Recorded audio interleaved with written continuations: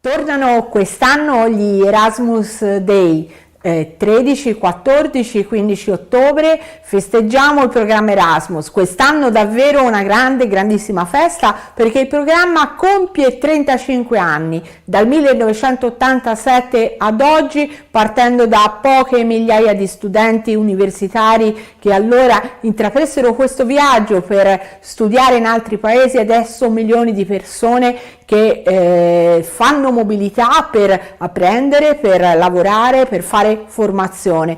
Quindi davvero festeggiamo questo programma, un programma che dà sempre più opportunità a tantissimi, un programma che guarda al mondo della scuola, dell'università, dell'alta formazione, della gioventù e dello sport, un programma che è sempre più legato alle politiche dell'Unione Europea e quindi un programma che guarda all'inclusione sociale, dando opportunità di partecipazione anche a coloro che hanno meno opportunità, che partono da situazioni di svantaggio di ogni tipo. Poi un programma sempre più sostenibile, più verde, con dei contributi a chi farà un viaggio di mobilità in maniera alternativa, quindi utilizzando mezzi di trasporto più verdi. Un programma che guarda all'innovazione digitale, che quindi utilizza il digitale per connettersi, per fare rete, per stare insieme e lavorare. E infine un programma che sempre più ribadisce l'importanza della partecipazione, del coinvolgimento, della democrazia, del senso di appartenenza all'Europa, e quindi davvero un programma che ha dato un contributo enorme e concreto alla cittadinanza europea. Nel nostro paese centinaia e centinaia di eventi dal nord al sud, alle isole, alle piccole isole, alle realtà più remote, in questo momento stanno festeggiando Erasmus, università, scuole, uffici scolastici regionali, regioni, comuni, tutti soggetti che in questo momento rendano davvero, fanno festa, rendono gloria a questo programma che, ripetiamolo, quest'anno compie 35 anni, 35 candeline per una Europa vera e un'Europa di cittadinanza.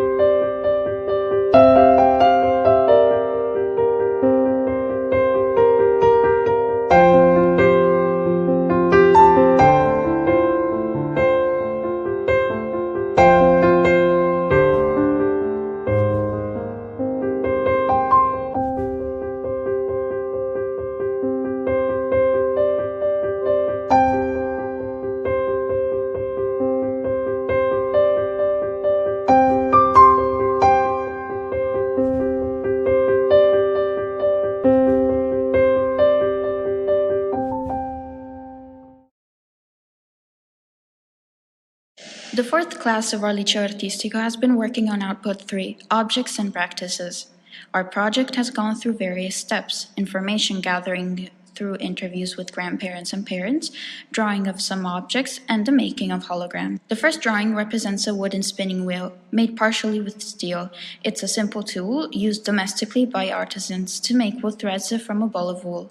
Lera's grandmother, that lived in Croatia, used it to thread the wool. Then we have the wood-burning stove used in Sri Lanka by Ravisha's grandparents. Now we have a hand loom used by women in Senegal. Katie's mom has talked about its use and skills by the Senegalese women in handling it. Let's move to Ukraine. Alina talks about her grandmother working in a jewelry factory in Kiev.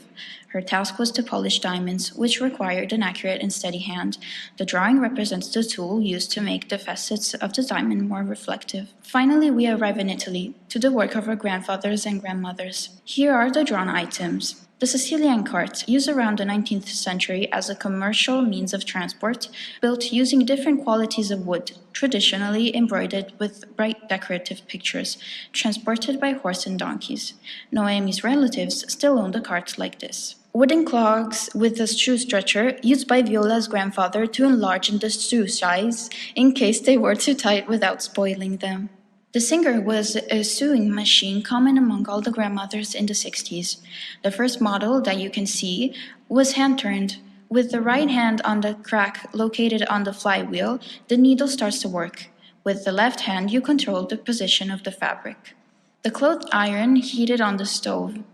The scythe used by the grandparents to cut the grass. Tombolo, a cylinder-shaped cushion with hand-embroidered lace, a traditional lace from Como, using cotton and silk thread. The support section has the lace designed on it fixed with pins. The cotton or silk is threaded between small sticks called fuselli to create the design. Margherita's grandmother has passed down the skill to the whole family. The regolo calcolatore, a side ruler used before the electronic calculator by Stella's grandfather, with his own ruler and set square, and he worked as a surveyor. Not to be forgotten, the dark room, camera of the past. As a third step of the project, we have made holograms: the Sicilian cart, the Sri Lanka wheel, where they still access water nowadays, and the cloth iron, the scythe, and the tombolo. The project has allowed us to make stronger the bond to our origins and to get to know better our customs and traditions. The stories told by our grandparents have a lot in common. Although they come from different countries, they symbolize charming and involving life stories. Vengo? Yeah.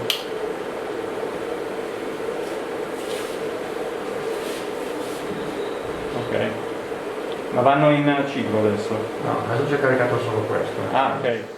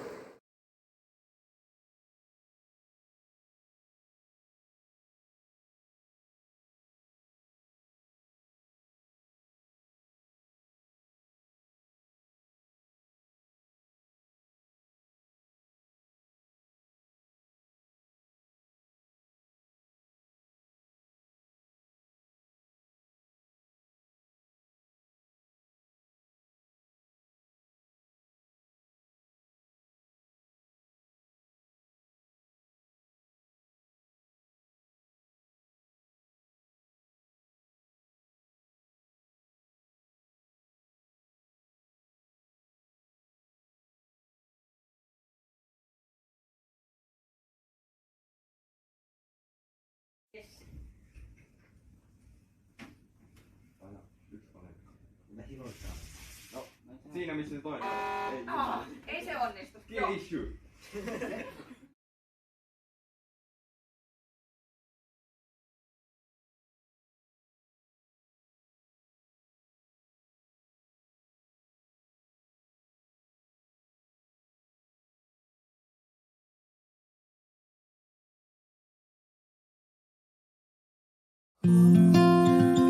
It took million years to create this beautiful scenario, and it took a glacier that, at the end of the third glacial era, melting, create the lake and the hills, which embrace and protect my town.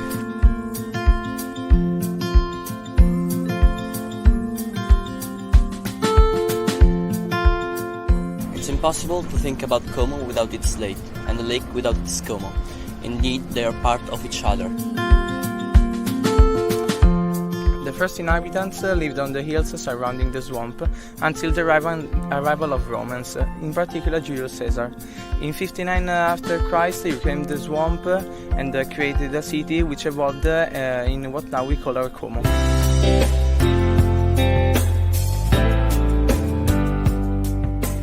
In ancient times, the city of Como had many important roles, and during the Roman Empire, it was a port city and was considered the gateway to Europe.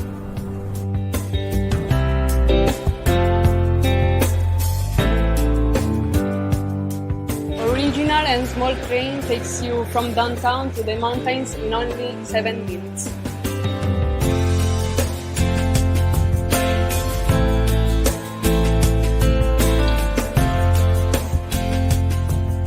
Walking in the forest means that you are in complete contact with nature. You can hear birds singing, twigs and leaves under your shoes. Here you breathe clean air, not polluted by cities. An incredible and inimitable sensation.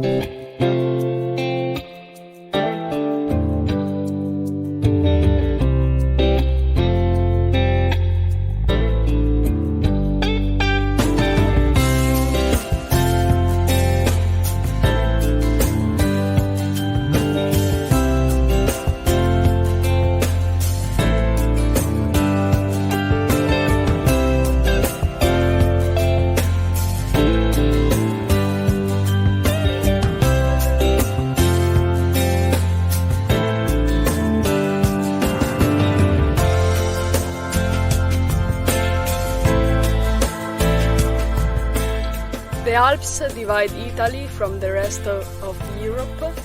The lake, in fact, has become a way to overcome these natural beauties that we should preserve.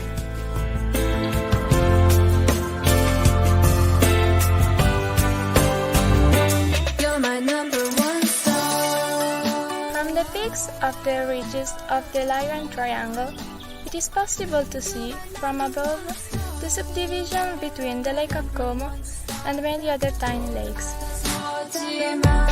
Like us, a lot of hikers walk through Lyran's triangle forests.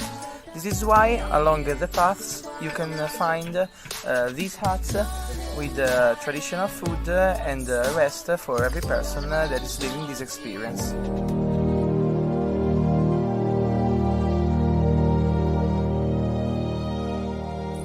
This is the rain of wind and light, the rain of insects and birds.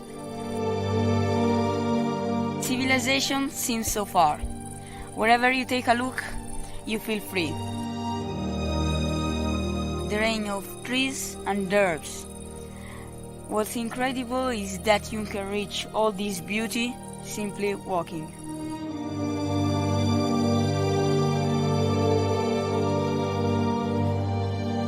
The landscape of the Lyran Triangle is characterized by the presence of beautiful dark blue flowers, called gentiane, typical plants of the alpine landscape. Ancient philosophers used to go out taking walks when in need to get clear on their mind. When I'm high, I only exist, and the rest of the world is under my feet. Maybe everyone below me envies me, because I'm higher than them. Everyone wants to be 1 foot above everyone else, because that's just how the world works. We are too insignificant to want more than this.